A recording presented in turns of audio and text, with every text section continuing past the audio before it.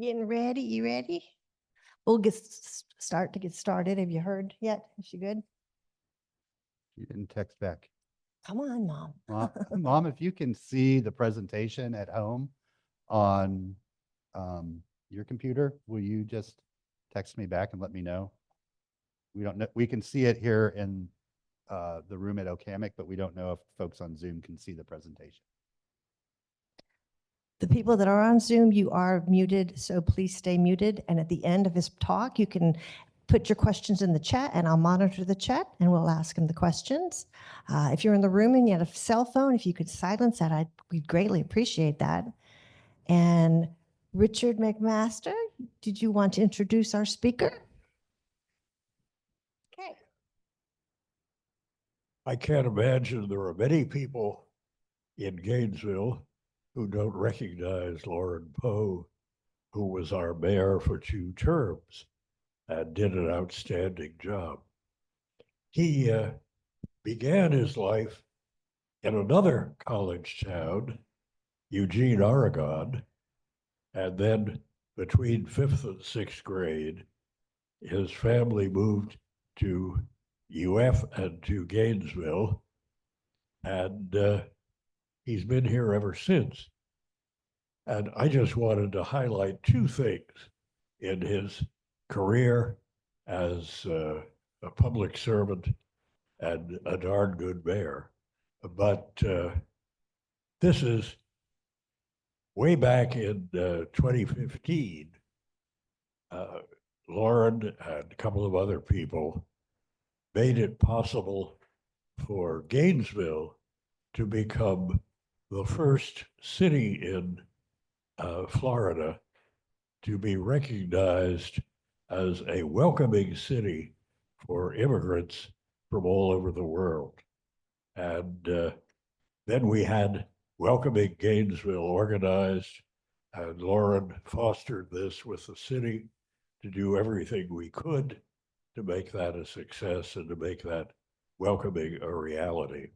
And then after retiring as a 2-term mayor, Lauren turned again to helping immigrants and to, as the slogan is there, recognizing the real potential of our global city. And so it's then in the last year, he took over the refugee program. The International Refugee Rescue Committee was looking into Gainesville. Could they find partners here? And we soon discovered that there was no better partner than Lauren Poe and the Greater Gainesville International Center. And until the refugee program was torpedoed recently, we were able, or Lauren was able, with help from many other people, to resettle families who qualified as refugees. So I am going to fall over if I don't get this. I'm very unsteady. I'm naive.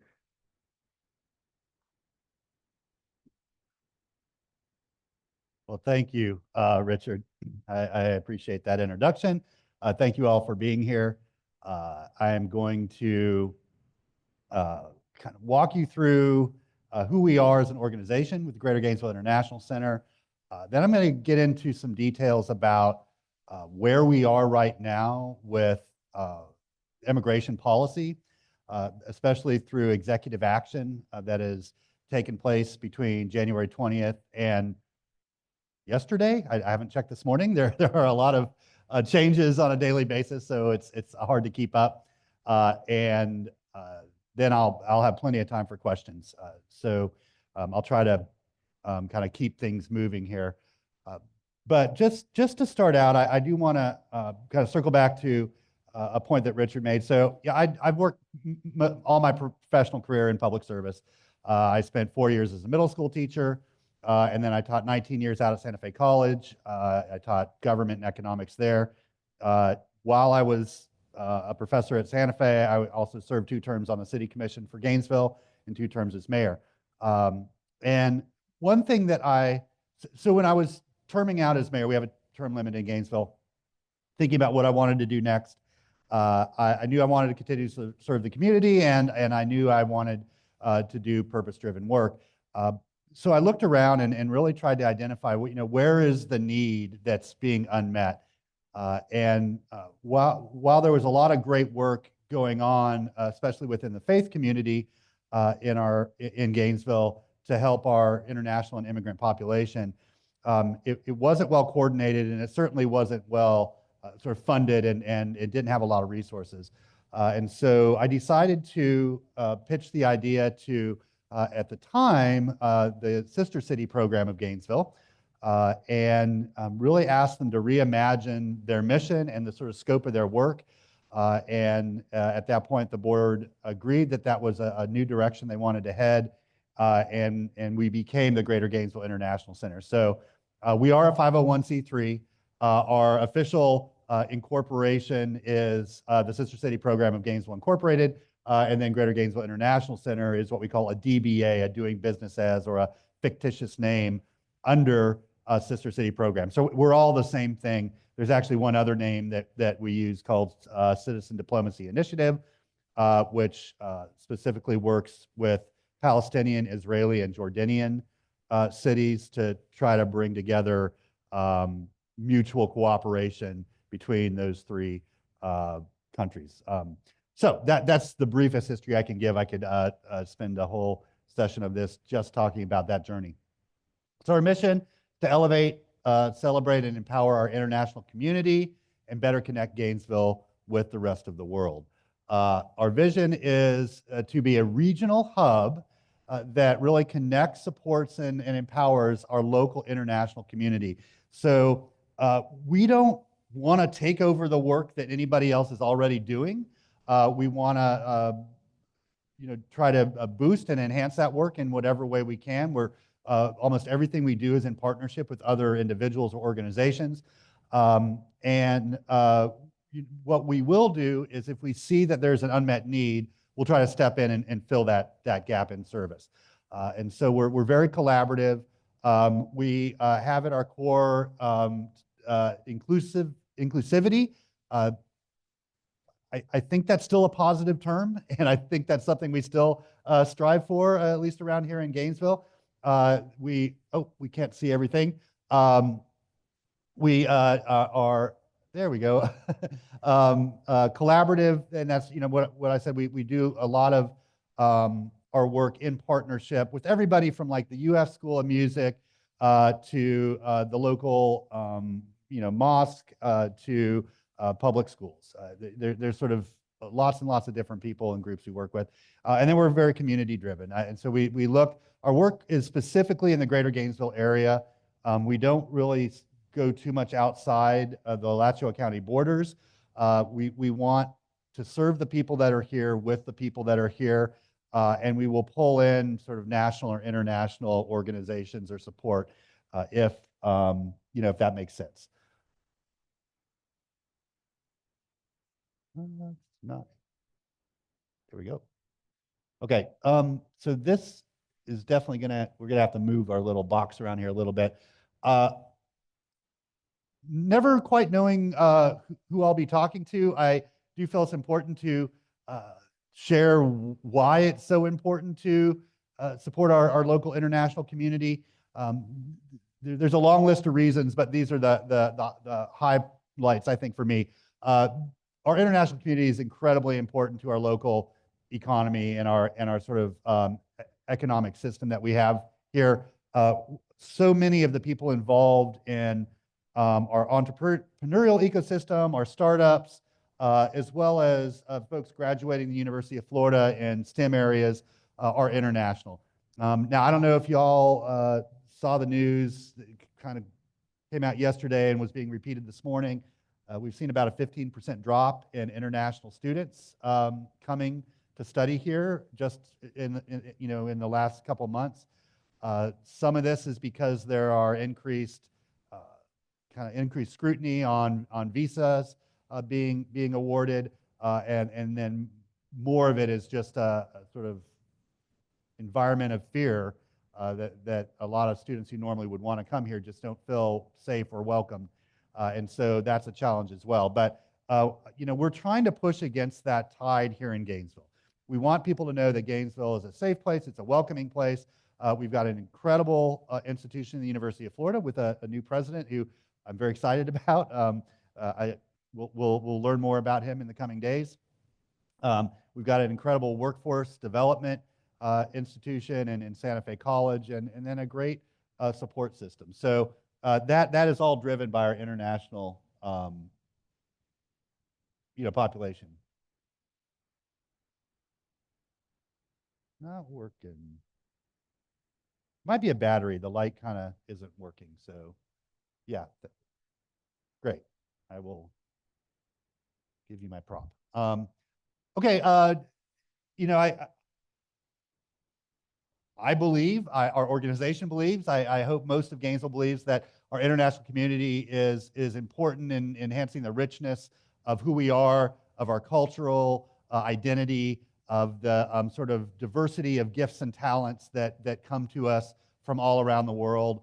And that's not just, in like having cool music or food options, but in diversity of thought, say in businesses, diversity of sort of faith-based traditions that you can participate in. It's incredibly valuable to have a diverse international community when it comes to education, and that's K through 12 on into higher education. So many thought leaders and educational leaders come from an international background, and then the more diverse internationally a school is, the better all students do. And so that has a great community value to it. Incredibly great for innovation. We see so many of our innovators coming from an international background, either directly, coming here to study from another country and staying, or first generation that brings a lot of those sort of ethics and motivations to develop new and better and bigger that helps our overall economy. And I think there's one more. And then finally, it's hard to imagine a successful future full of opportunity and promise without significant diversity and being a really inclusive community. And I'll come back to this point, I think, several times, but Gainesville puts itself at such a competitive advantage the more inclusive and the more welcoming we are now. If we become known as that city that, hey, come here, you're going to be given opportunity, you're going to be supported, you're going to be embraced, the biggest talent, the most innovative people, the most excited people to participate are going to come here. And they're going to raise families, and that culture will just continue to grow and expand. The cities that are exclusive, that say we don't want you here, they are going to wither. And then they are really going to have a hard time supporting themselves and their population. So there's a real advantage to looking forward and saying, we are going to be better off a generation from now if we're more welcoming and inclusive and accepting of our international community today. All right. Okay, so we are not new. I took over the organization in January of 2023, so it's just been a little over 2 years. But really, our roots go back to 1982, and we've been working in a wide variety of areas since then. So Gainesville, this is sort of a nice little love story. This organization started in 1982 when the founding member, Steve Kalishman, served on a ship in the Merchant Marine. He was a cook on a merchant vessel. And they were in port in a city called Novorossiysk, Russia. And he was on leave, and he met a young woman, and they fell in love, and they got married, and she immigrated back to the United States with them. And they both said, wouldn't it be nice if we could maintain some kind of connection with my home city of Novorossiysk, Russia? Now, again, this was 1982. Not possible, right? Height of the Cold War. No one was talking to one another. But they were determined, And so when looking around at how they could do this, they came across Dwight Eisenhower's Sister City program that he started when he was president, realizing that there was incredible value to citizen to citizen diplomacy. Diplomacy that happens at the state level, ambassadors and foreign ministers, is very rigid. It's rife with protocol, and it's difficult to sort of make progress when things are tough. That's not true for people. A baker can talk to a candlestick maker from another country and immediately learn that they love or loathe the same soccer team, or that they have a similar affinity for Taylor Swift. And it breaks down the barriers, and it really gets people moving. So I'll just give you one example. I was part of a delegation that went to Russia. We were in Moscow for a conference, and then we went to our sister city, Novorossiysk, shortly after. Our delegation met with the foreign minister for Russia that was in charge of North American relations. And at that meeting, he said, "We are so fortunate and so appreciative that you are here, because we have no direct dialogue with the U.S. Embassy." At that time, we didn't have, this was in 2016. Fall of 2016. We had no ambassador to Russia at that time. And so there was no direct communication between the United States government and the Russian government. So they were so thankful that, hey, at least there's some dialogue going on between you all and not just your sister city, but other organizations and people in Russia. The next day, we visited the U.S. Embassy, and we talked to the deputy chief of mission, who was in charge at that time in the absence of the ambassador. And he repeated the exact same thing. These two folks are not talking. They didn't collaborate. They said, "We are so glad you're here, because otherwise there would be no communication." So little programs like Sister Cities Gainesville and this little relationship that started in 1982, that, by the way, opened the floodgates. After Gainesville became the first U.S. Soviet sister city, over 300 other U.S. cities did the same thing. And Ronald Reagan even credited the program with thawing the tensions between the U.S. and the Soviet Union in a national address, as he and Gorbachev had started having more formal conversations. So those are our roots.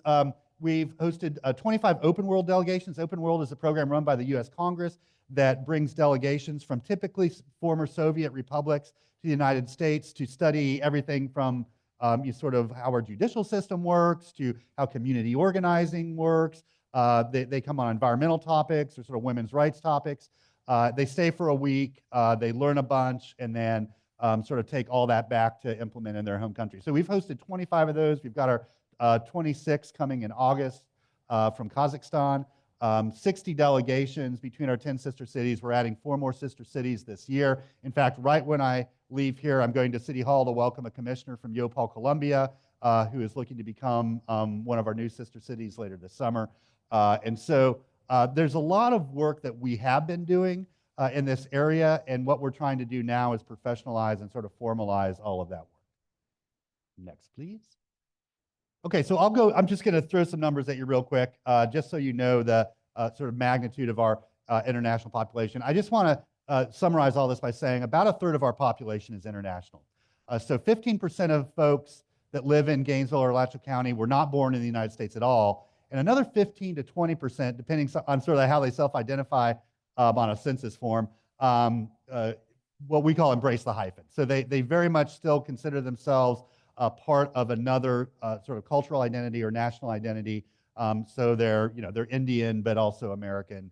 They're Colombian, but also American. So that's a third of our population. And again, there's not a lot that is done specifically to support 1/3 of the folks that we live with and interact with and that help support our economy and everything else. They're a huge part of our population growth, so that international population is growing at a much more rapid rate than any other group. And by the way, I know these numbers are a little stale. All of these numbers came from a large grant that was awarded to the city of Gainesville that was then administered by the Rural Women's Health Project under a designation called GINI, Gainesville Immigrant Inclusion Network initiative.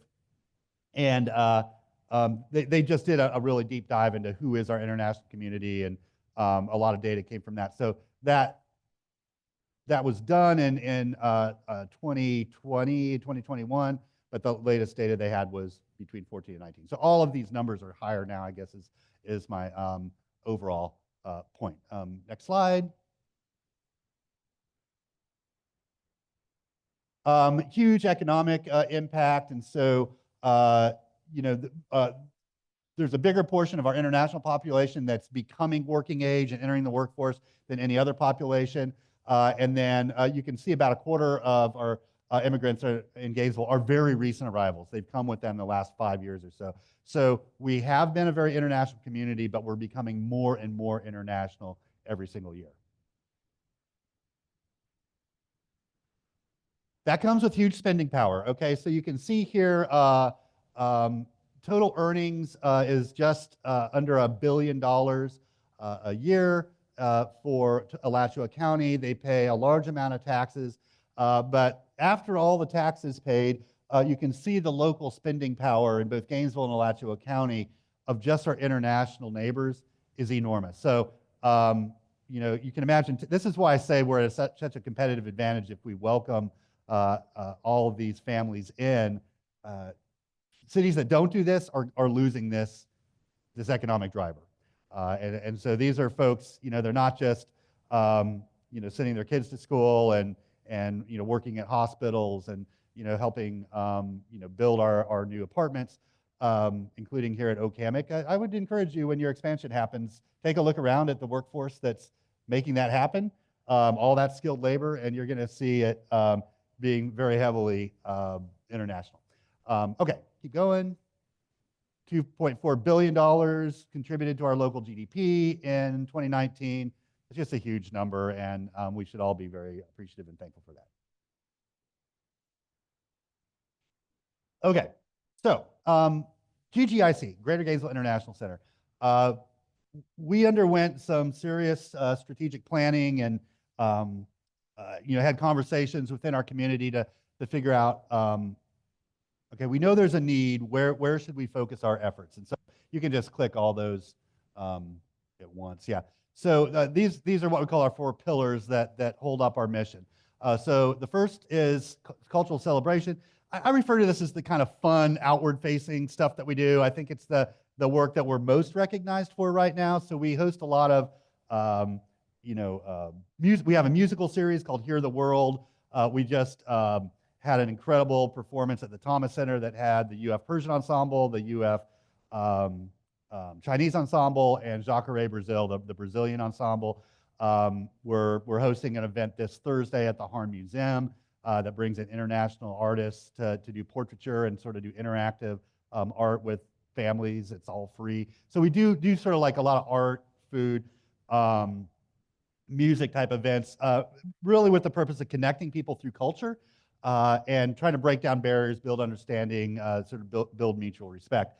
And we're trying to reach into communities that normally don't have that opportunity or wouldn't think to come together and enjoy each other's company. But we really, really, really didn't want to be a food, flags, and festivals organization. Those are great. It's important to get together, celebrate, have fun. But we wanted to also do more deeply impactful work. So our next pillar is economic empowerment. We want to help recruit, retain, train our local economic leaders to be more welcoming, to have better work environments for the international neighbors, to reach into the international community to serve them better. We're also, hopefully this summer, going to implement a financial wellness class. This is intended for folks that know little to nothing about how our economic system works. It's really modeled after a program that was offered to victims of domestic violence who were manipulated and controlled through denying them access to all their financial decisions. But it's sort of the same principle. You're coming, you don't know how our financial system works, really from the most basic level. So how do we get you fully integrated with how our economy works and how you can be self-sufficient and support yourself and take advantage of some of the opportunities that exist here. So I'm just trying to raise the money right now to pay for that. That's about a $10,000 for a half a year program. We also are working with our local businesses to help provide training and just help them understand how they can be more welcoming and supportive of their international both customers and employees. All right, next one. So we also do education and outreach. The big thing we're working on here is we connect classrooms here, mainly grades 6 through 12, with classrooms in other countries. So we work with teachers to develop curriculum that then gets students in these 2 different classes across the world working on a similar project. And they can be very simple, kind of one-time things. So, you know, each class works on some research and puts some things together, then they meet on Zoom for an hour one day and share it, and that's sort of it. But I've also done ones that are semester long. So every week they're meeting and sort of scaffolding new learning and new output on top of one another, where it culminates with an overall big project. A lot of times these are sort of centered around environmental issues or social justice issues, peace and security issues. And so we're working on building those programs up right now, but also helping our kind of providing education to our community on what is the current situation and how do we improve. And last one. Okay, so this really gets into what Richard said, and I have a slide more specifically on this, but how do we provide a welcoming and soft landing for new international neighbors that arrive here? So this is everyone from, I think this term is out of fashion, but you'll identify with it, the trailing spouse that comes, their husband or wife gets hired at UF, they're coming as well, but they might not speak the language, they don't know the community. So how do we help them get their kids enrolled in school? How do we help them find a place to live? How do we help them get signed up with, certain benefits? But this is also true of the itinerant, migrant worker. And so sort of everyone in that spectrum, they come here, they don't know the community, and they need help. They need assistance in navigating, whatever their needs are. That's what led International Rescue Committee, one of the largest and most impactful refugee and sort of emergency relief organizations in the world, to us. They wanted to expand. They realized there was a gap in service in the sort of Central Florida area, and they wanted to partner with a local agency to start doing refugee resettlement. And so we went through an exhaustive 18-month process to sort of see if it was the right fit. We went through a bunch of vetting, financial scrutiny, and then training. And we started receiving we've received our first family. They were from Afghanistan in July of last year. Between then and today, we helped 6 families resettle. So we had one from Afghanistan, one from Guatemala, 3 from Venezuela, 1 from Ukraine, and then a new family from Iran showed up on our doorstep last week, and we're trying to help them as well. We learned so much through that process. It is a very prescriptive process. They arrive, and we have 90 days to get them self-sufficient, and then they're sort of on their own. Now, I say on their own, they still call us. We still help in whatever way we can, but there's sort of a very, very federally required process that takes them from day 1 to day 90 when they're, barring any catastrophic sort of circumstance, supposed to be out on their own. So I'll kind of talk just a little bit more about that in a second, but let's move on. Yeah, okay, so it's the next slide here.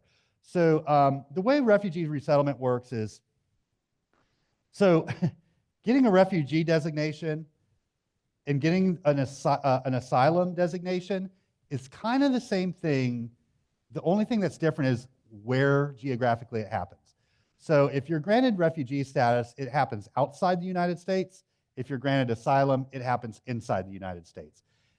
Both of them mean that there is a legal determination that you have a legitimate fear of persecution, torture, or death if you return to your home country. So for example, the Iranian family that we've started helping converted to Christianity just a couple years ago, and since then they have been tortured, they have been imprisoned, and they have been harshly persecuted for that decision. And so they escaped, they ran. They had a circuitous route where they eventually entered the United States by crossing the border at Texas and requesting asylum. This was on March 31st. It's very, very recently. So they are requesting asylum. because they did it here on U.S. soil. The families we helped up until then had been granted refugee status by going through a very long vetting process. Usually, the quickest it happens is 2 years. There's some cases where they're being vetted for 13 to 16 years, awaiting sort of response. But once they're granted, it happens very quickly, usually within 2 to 4 weeks that they're told they've been granted refugee status, they're on an airplane to the United States. So it's like, pack your bag, you are going, and if you miss the plane or if you change your mind, that's it. It's not going to happen in the future. And so all of our families literally showed up with a suitcase. That's it.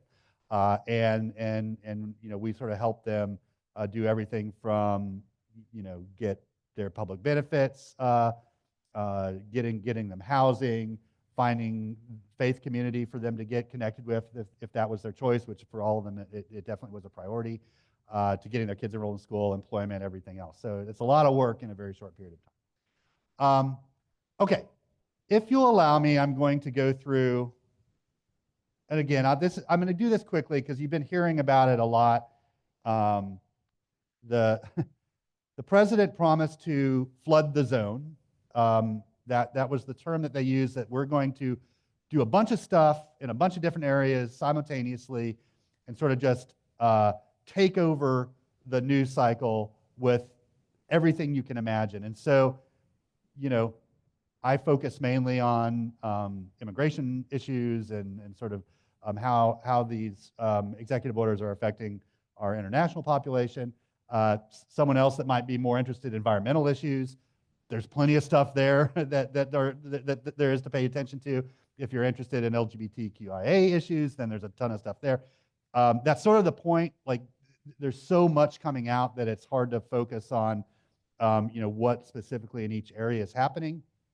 I'm just going to share the stuff that we know when it comes to immigration and sort of our approach towards international neighbors.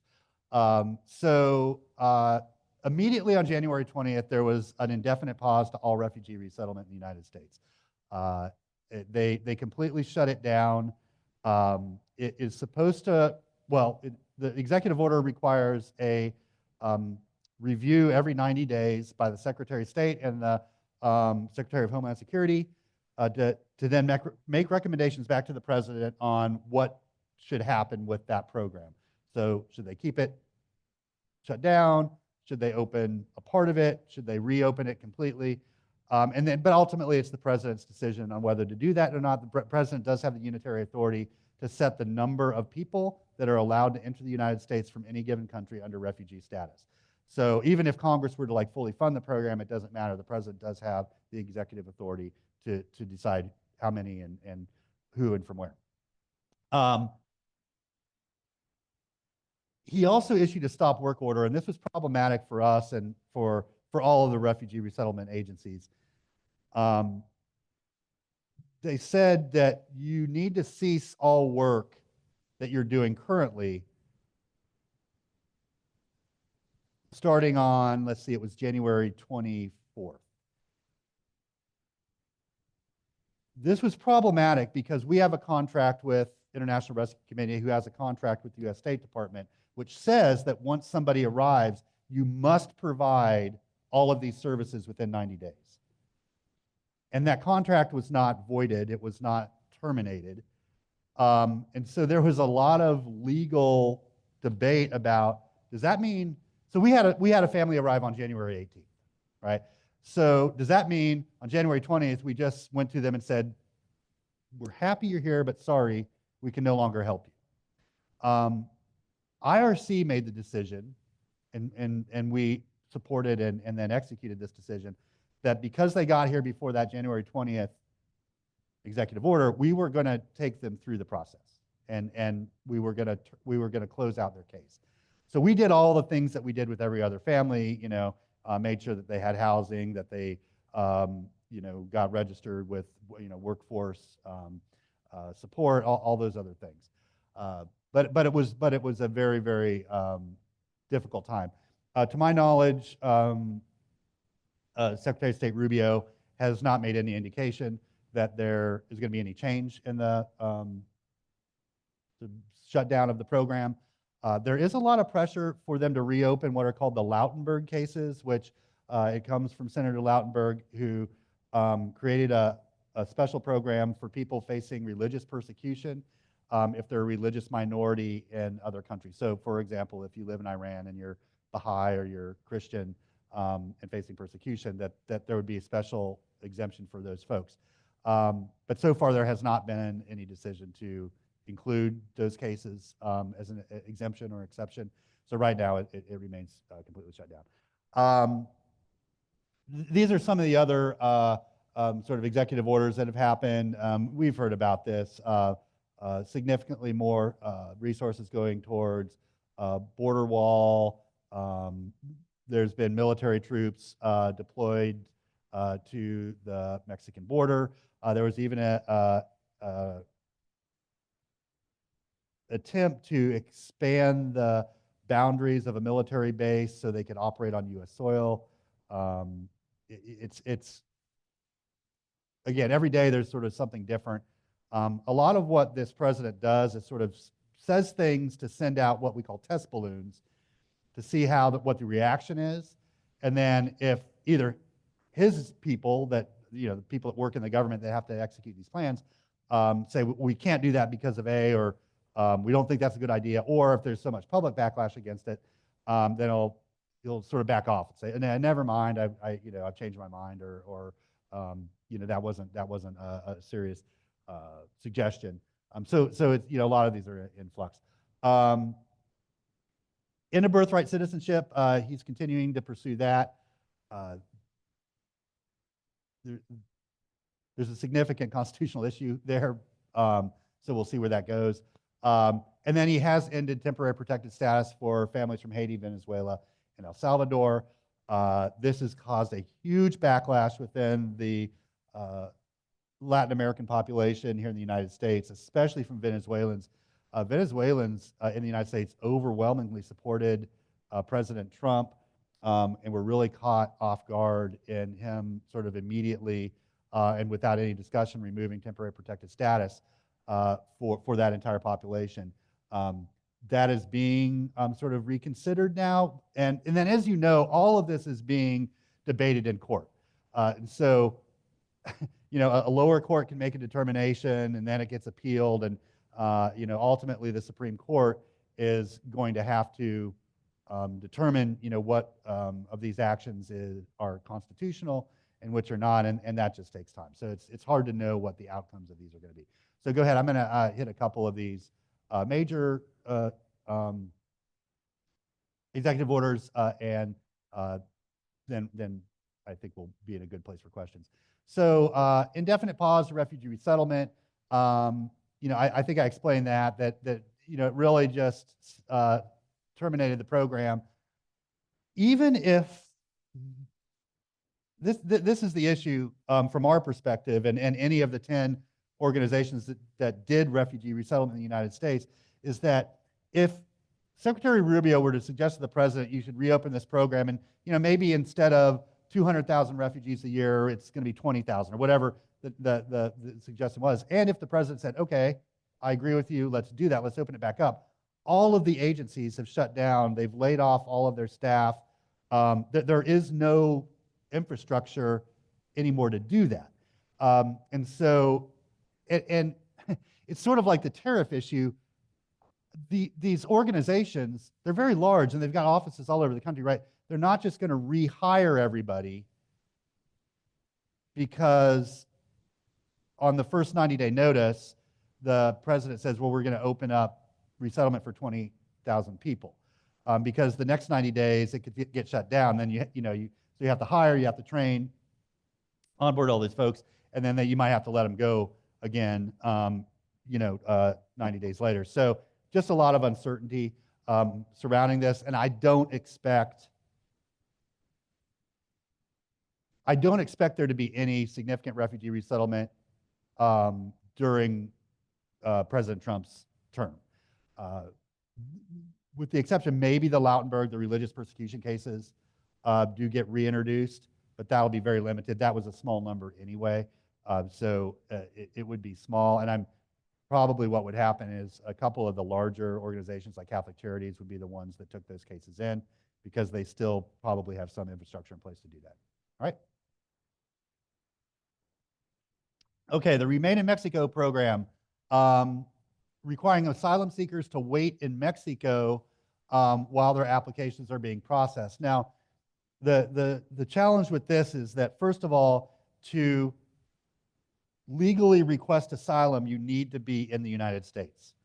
Like, that's the way it works. You enter the country and say, I am being persecuted for reason X, Y, or Z. I request asylum. And then you trigger a legal due process that reviews your case and ultimately decides that, yes, you meet the criteria, or no, you don't.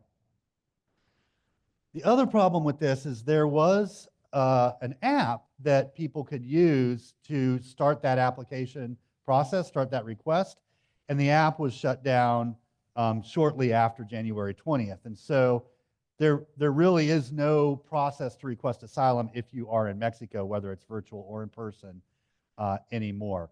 So the only real option is to enter the United States and then go formally request asylum. So there's a lot of uncertainty with this as well. And then you've heard about increased sort of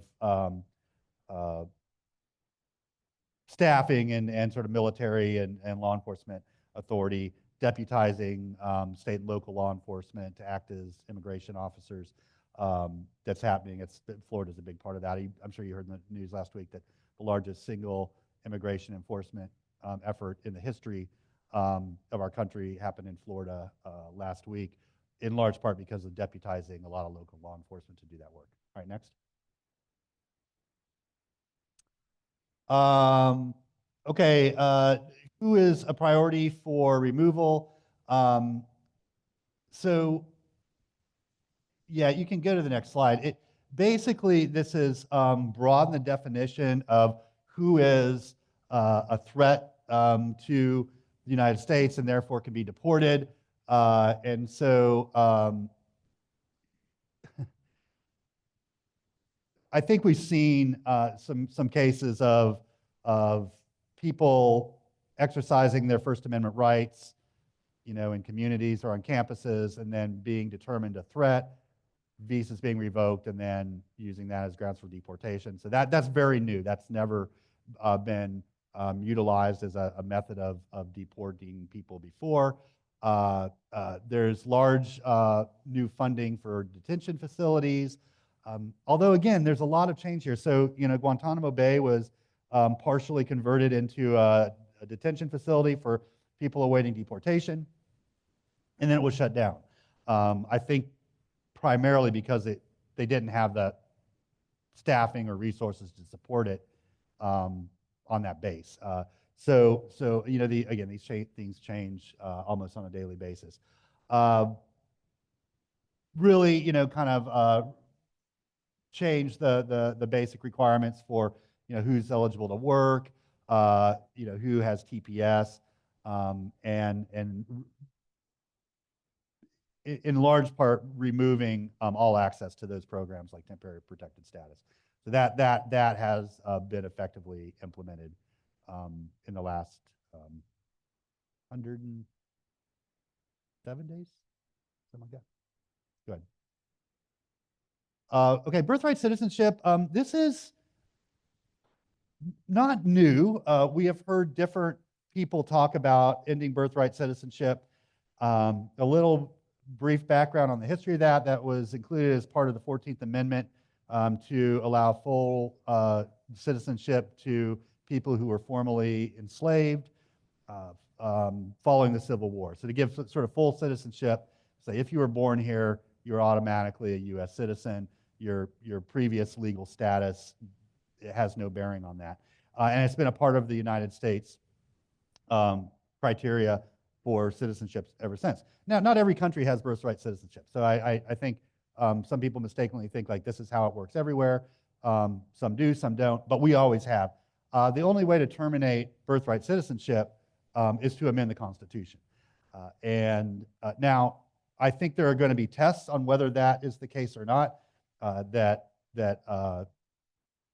going to be some actions taken saying that a child born to to people who are not U.S. citizens on U.S. soil is not going to be granted citizenship, and then it will need to be tested in court. But I really don't see that courts would support that, barring a constitutional amendment. And of course, that's not a difficult thing to do. We've done it 27 times, once to undo an amendment, and the other time we did 10 at once, and so it was a pretty easy lift. So that process is not going to happen in the next, 3.5 years. Ultimately, immigration is a federal issue, and I think that's where a lot of concerns are that we're hearing from local jurisdictions everywhere, that the president expects local law enforcement to start conducting immigration actions. I dealt with this a lot when I was mayor. So I got elected in 2016, same year Donald Trump did originally. And so, we confronted a lot of these same challenges back then.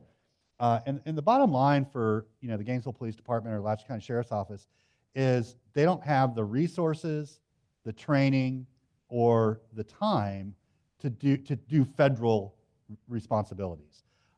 Just like they don't go out and enforce environmental regulations, they don't go out and sort of enforce, OSHA regulations, workplace safety regulations. And so for most local law enforcement, there's a lot of resistance to do this simply because they already have all they can handle. They have difficult and busy jobs, and so to add one more thing onto that is difficult. Now, where you do see, and there's a law that was passed by the state legislature that says that if somebody is taken to jail, you must do a check to see if there's an active deportation warrant for them, and if so, you need to notify ICE. You need to notify Immigration and Customs Enforcement. That is not super new, and it doesn't mean that a person is undocumented. It means that they have an active warrant for deportation. So that means their due process has been granted, they've gone through the entire legal system, and the courts ruled that, yes, you are not here legally and you shall be deported. You shall be sent back to your country of origin. And so then it's a matter of, it's sort of like if somebody has a bench warrant, like when the police have time or they can find that person, they go arrest them and take them to jail. I think some of the more concerning elements for our local communities are, asking schools to act as immigration officers, asking church pastors to act as immigration officers. Those are at times very contrary to the core mission of those organizations. Like, schools are there to teach. They're not there to determine where you're from or what your status is. And so the more that they are asked to focus on those things, the less they can do what they're there to do, which is educate kids and sort of work with families to make sure that their needs are being met. And so, I think it's good to remind ourselves that this is a federal issue. You may agree or disagree with the steps the president is taking on that federal level. That's part of a healthy national debate. But it is not a local, nor has it ever been a local matter or local issue.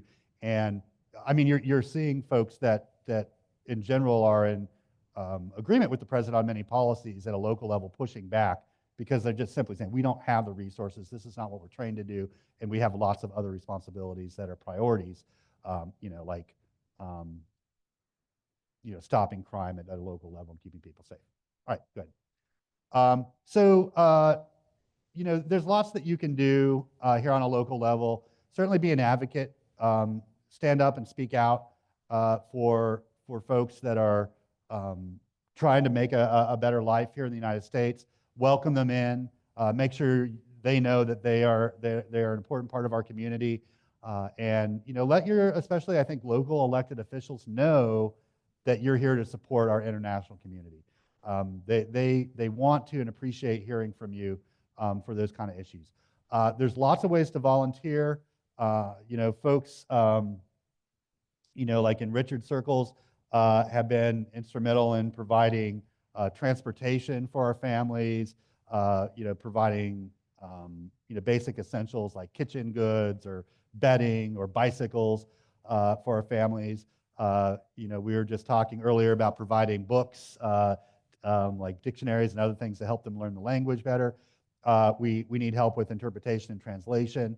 So there's lots and lots of different things that you can do, from once in a while to getting really heavily involved, that would be really impactful in our community. And you can donate. And if it's not to us, there are other organizations that provide medical care, do other great work around.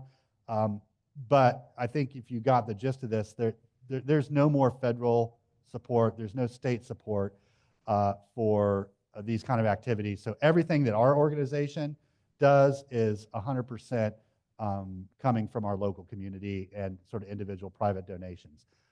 She's not here today, but like Alice Gridley has been an incredible sort of angel at supporting us. She's, her generosity has helped keep families housed. When we had two different families, the primary employed person in each family, the husband, get serious medical conditions within 1 week each other. One had an emergency appendectomy, and the other, working, blew out his rotator cuff, and had to go get surgery, and couldn't work, and so, being able to keep them housed and keep their rent paid came from local donations. And, we've helped provide food for folks, everything that we can think of. So, I'd like you to, think about, consider, what way makes sense for you to support. I think all three are great, but we all have limited time and resources and or areas of expertise and interest. Any of it makes an impact and makes a difference. So on the last side, I have my email as well as our organization's website. You can check it out. The website is a little bit under construction. When I took over this organization, I became the CEO, which stands for Chief Everything Officer. So I made a website, which I'd never done. And now I'm like, well, we could probably get someone else to make a better website. But it's fine. It's got lots of good information there. And, you can learn lots more about our organization. But please feel free to reach out to me. If there's a way you want to get involved, or if you want to refer people to us, I encourage that. If you look on our website, there's two different phone numbers. One is mine, and then the other is my colleague that I work with, who is multilingual. And so if you have Spanish-speaking folks that you want to refer to us, there's a number they can call that they can immediately speak Spanish with them. And if not, we can meet at our office. We have a language line where we can, like this Iranian family that came, we just called up a Farsi interpreter, and we're able to have a good detailed conversation with them. So there's lots of different ways to sort of connect and get help, and I just encourage you to take advantage of the one that makes the most sense. So that's who we are. That's what we do. That's where we've been on our journey, and I would love to field any questions, and I'll make sure to repeat the question. Any for folks questions? on Zoom. Okay. Thanks very much. This is actually one of the reasons that my wife and I moved to Gainesville, was the Okay. presence of programs like this. My question might sound confrontational, but it's not. You mentioned advocacy toward the end, but when you were going through the 4 pillars of your organization, the one thing that was not there was advocacy for public policy. And I'm wondering if that's an intentional decision based on your 501c3 status, whether you have other groups that might be more effective at that, or whether there's some other reason that you don't take that on as a core mission. Yeah, I'm super glad you asked that. And so first, the first two are absolutely part of it. Our board, when we sort of reimagined ourselves and developed our sort of new mission and our strategic plan, deliberately wanted to be sort of apolitical, might be the wrong word, but outside the sort of direct political advocacy, for now at least. And this really goes back to our roots with sister cities. So we were sister cities with a Soviet city, right? we built incredible relationships and had a really impactful 40 years because we didn't get involved in the sort of acrimony between presidents and sort of high levels of, ministers and secretaries. We have been working tirelessly with a city in Palestine and a city in Israel that are 6 miles apart, whose mayors know each other, who are the same age, who kind of grew up playing with one another before a wall got built. And the reason we're able to do that is we don't dive in deep to the sort of national politics surrounding that.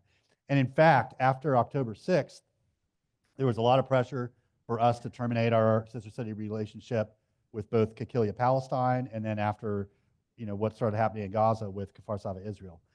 And we said, no, the reason we exist is to bring people together. And even though that's very difficult right now, there will be an after to that war, and there will need to be healing and rebuilding. And we are one of the few organizations that will be able to facilitate that, at least between those two cities. And so staying out of those things allows us opportunities to do impactful work that organizations that do sort of say that this is where we are on this issue can't do. Now, I wouldn't say we go so far as to say out of sort of public policy advocacy. So we have advocated for the value of refugee resettlement and why that's an important and healthy and productive thing for our country, why that does more to protect national security than many other sort of hard military options. And so, I think there's a fine line there. And having served in public office for 14 years, sometimes it's difficult for me to keep my mouth shut. But I served on a different, I learned this. I served on a board of a nonprofit here that serves victims of domestic violence. And, we had a difficult conversation with the executive director then because she came out strongly in favor of a certain sheriff candidate, feeling like that candidate was much better on domestic violence than the opponent. And we had to sort of call her into the office and say, you can't do that because this jeopardizes funding. What if that other person gets elected and now you have an adversary relationship where you need their support, you need to bring them over to your side? So it's difficult. We do encourage our sort of volunteers and participants and the folks that support what we do to advocate themselves. But we as an organization, partially because we're a 501c3 and we need to be apolitical, but also the type of work we do, to be impactful, we can't alienate folks. We can't just take half of whoever and say that we're not going to work with you. Yeah. Oh.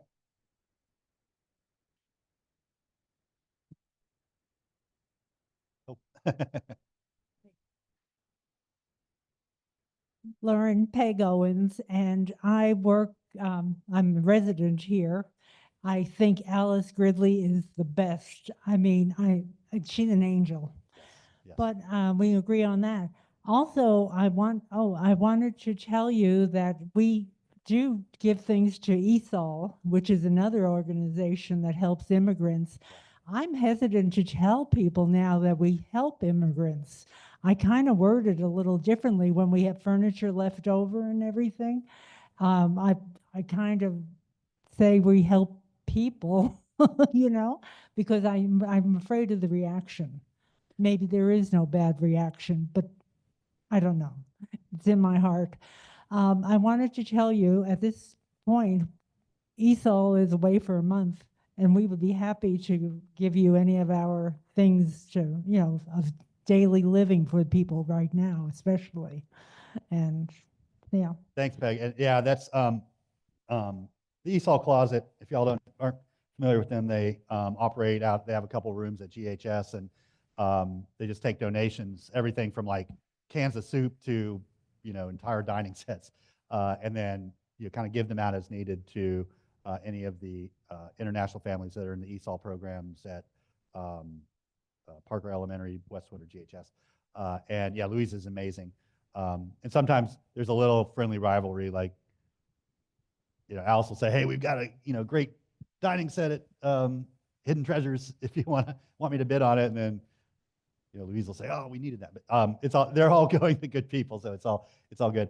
I'll pass that on. This Iranian family right now is staying with another family.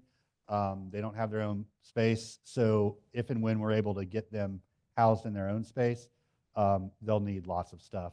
But okay. Okay. Yeah. And the problem with us, GGIC, is we just have a small little office in a church. Yeah. So we don't have storage. We were getting ready to, invest in warehouse space and do all kinds of stuff, before the program got shut down. So, but yeah, no, Hidden Treasures has been amazing. So thank you to OCAMIC for, it's always really good quality stuff, and our families really always appreciate it. And yeah, those are the kind of partnerships that are just so critical. So we'll keep the relationship going, and then hopefully at some point it'll just be much more active. Yeah. Okay, I'm Janet Janke, also a resident at OCAMIC, and I would like to apologize to Lauren Poe because I was here the day you were supposed to come and couldn't because you were ill, and this room was filled with people. We have a communication problem because all of those people are going to be upset that they missed this wonderful presentation, and I do not know how we address this, but I will certainly follow up because there is more people here. We just finished collecting for the Rural Women's Health Project that Alice Gridley and I were involved in, and gave tons of long sleeve shirts and socks and almost $4,000 for them to do prescriptions for the migrants that come in here.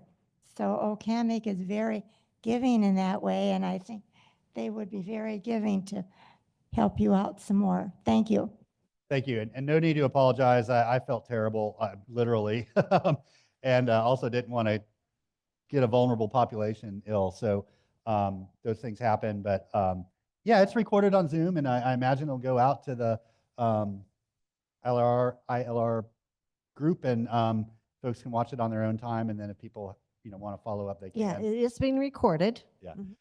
But I know it's tough with schedules. People plan long in advance of what they're going to do when. And I'm just grateful that I got a sort of makeup day to come talk with you because I felt terrible about having to miss last time. And yeah, I mean, just share with your friends. I'm happy to come out and have coffee with smaller groups, or anything that makes sense if people just want to learn more. Perfectly fine. I look forward to it. Get me out of the office. I think your talk was great. Thank you so much. Thank you. It was well worth the wait. Thank you on Zoom, including you, Mom. My mother was watching on Zoom.